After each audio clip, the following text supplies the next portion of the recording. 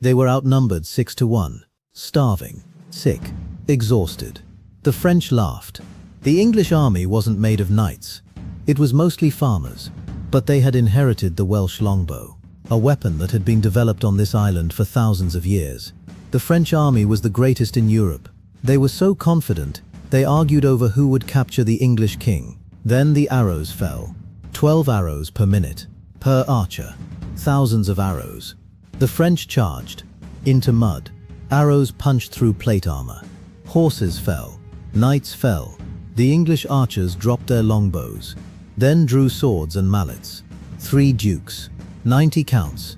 Over 1,500 knights. Gone. The English? Only a few hundred. The greatest army in Europe. Defeated by Englishmen with Welsh bows. 25th of October, 1415. That's not just a battle. That's our history.